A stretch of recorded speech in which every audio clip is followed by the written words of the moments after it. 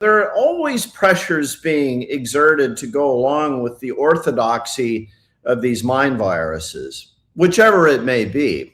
But in the last 10 years or so, these things have to start somewhere. So who's starting them?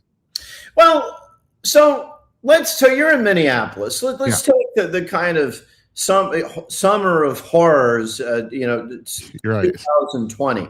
Yeah. So, around the year 1991, there were some guys in academia, high academia. I write about the history of this.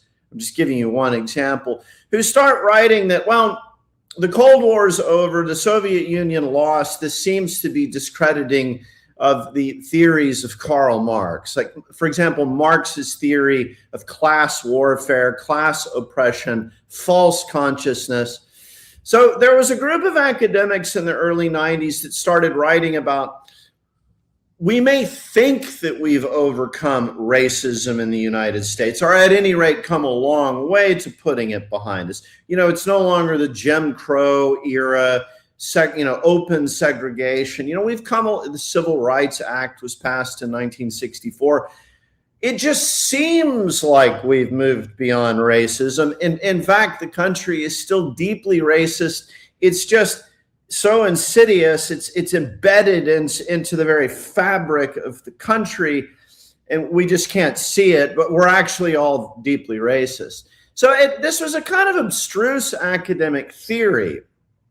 But to fast forward, Barack Obama is sworn in early 2009, which is happening at the exact same time that Wall Street, fat cat bankers, are being bailed out of the very crisis. And I say bailed out, I mean ultimately trillions of dollars from the Federal Reserve are bailing out the very Wall Street actors who caused the crisis with their fraudulent mortgage-backed securities and fraudulent bond ratings and excessive leverage. So the guys that caused the crisis haul all of the dough out of the crisis.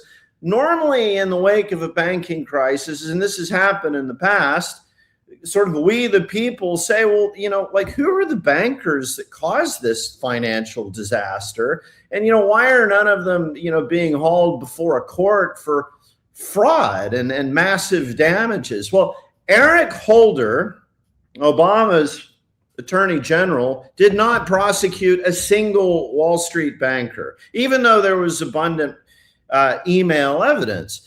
So instead of getting a real conversation about what is going on with our fraudulent financial industry, instead we get the old misdirection trick.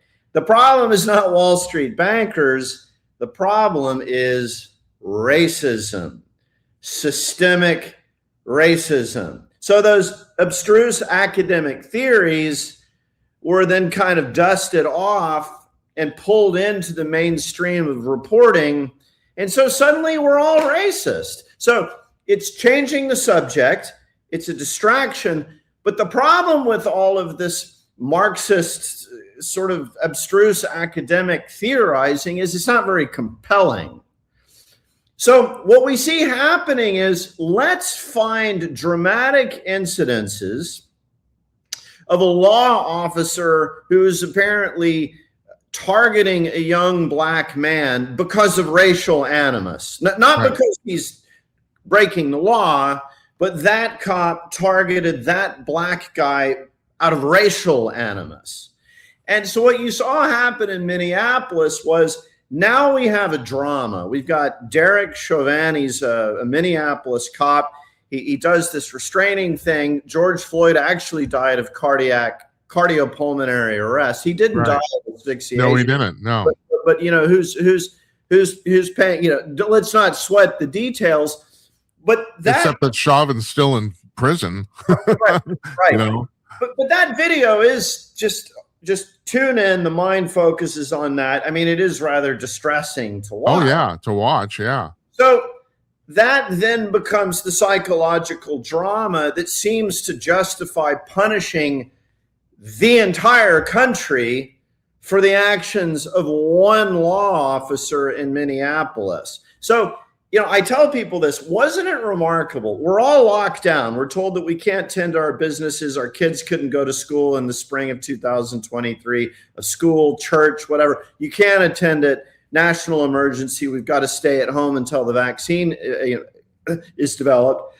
But in the wake of George Floyd, suddenly it was, well, actually, it's not, what is it in George Orwell's 84? All animals are created equal, but some animals are more equal than others. Like right. The George Floyd thing, we're not too worried about this transmissible virus.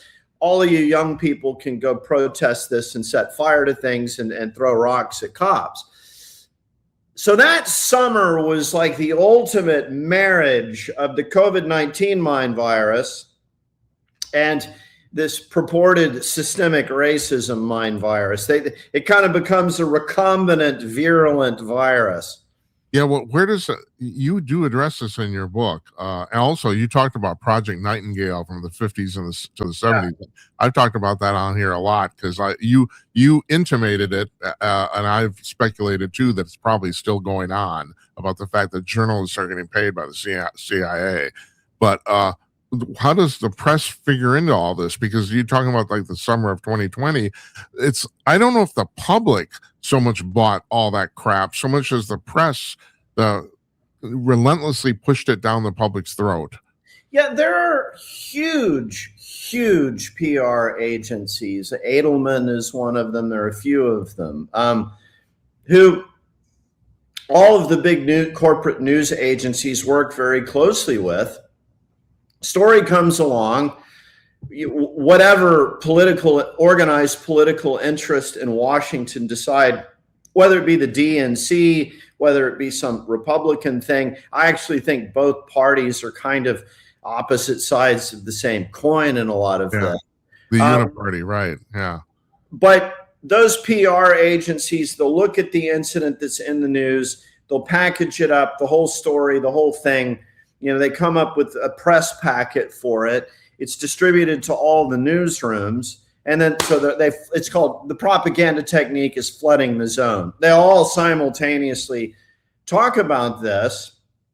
And then there's usually, at the ground level, organizers who pull together, finance, fund, organize, the street protesters. And then so you have this combination of PR agency, script distribution in the newsrooms, and then kind of the shock troops on the ground. And so you get this big national spectacle going. And so again and again we see this. You remember, just suddenly we're all told in the midst of the pandemic that ivermectin, which has one of the best safety profiles in the entire pharmacopoeia, suddenly ivermectin is dangerous horse paste. Right. Never mind that it won the guys who developed it won the Nobel Prize for medicine, veterinarian and human, by the way, in 2015. Suddenly it's dangerous. And what did you have on the same night? I think it was September the 16th, mid-September 2021. Every single late night host, all of them, Jimmy Kimmel, Colbert, the whole sort of not very funny gang, on the same Saturday late night comedy shows, all of them came out with this script of ivermectin is horse paste and what a fool you would be to get it. And what you really need to do is get the COVID-19 vaccine. Classic coordinated propaganda. Yeah. So, but I don't understand why, or I guess I kind of do. I don't know. I'm asking you. Like, for example, what's CNN's self-interest in reporting the bullshit on that? I mean, I'm constantly harping on this. I understand why politicians lie. They lie for their own self-interest and cover their ass. I expect that. I don't expect the press to lie because I guess I grew up in the age of Walter Cronkite, who himself was just a fervent communist, but you never know that. Watch his newscast. I don't understand why the press is lying unless they're getting paid to do it.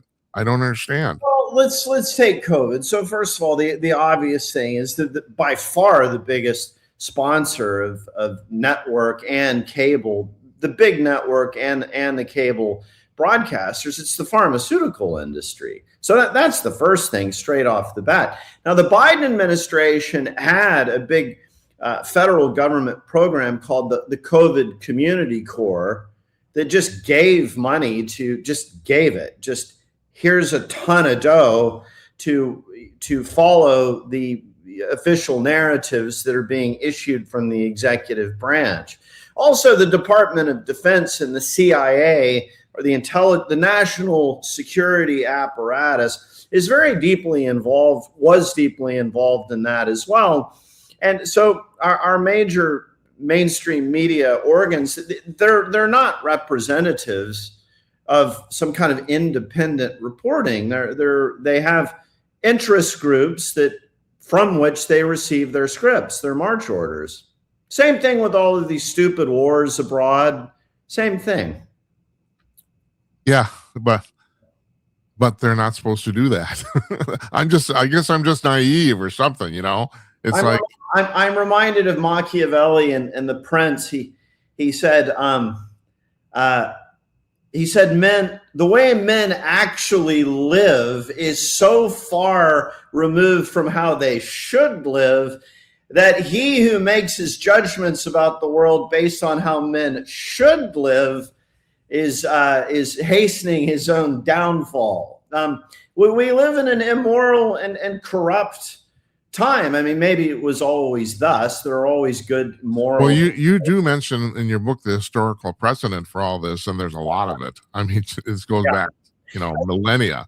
That a major interpretive framework, and it's a major theme of the book, is what would our founding fathers have said, particularly the great intellectuals of the bunch like James Madison. Madison knew that this could potentially be a problem. The problem is if the central government gets too big, and particularly if the central government starts maintaining a large standing military, then the government and its military friends, they cease to be in the business of administering problems. For example, if you're a military guy, the last thing you want is lasting peace. I mean, if we have lasting peace, then how do we justify our bloated defense budget? So the world needs to have these conflicts and crises and threats and dangers in order to keep this gigantic, bloated, debt-financed apparatus in business. And look at the debt.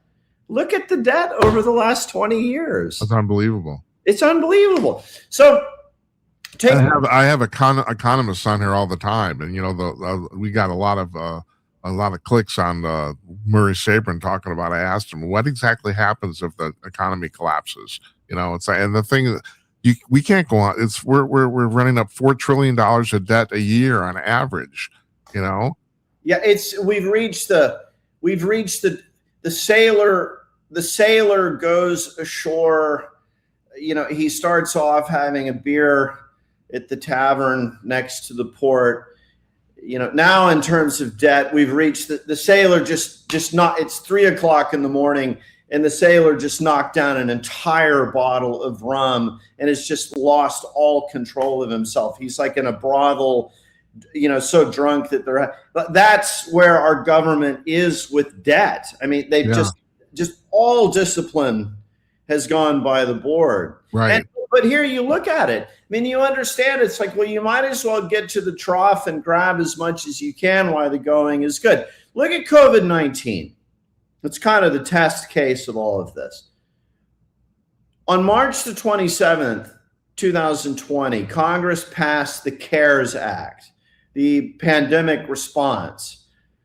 Let me just ask you, do you know how much money was created out of thin air and allocated to the CARES Act for allocation across all of these interests that were in the business of pandemic response?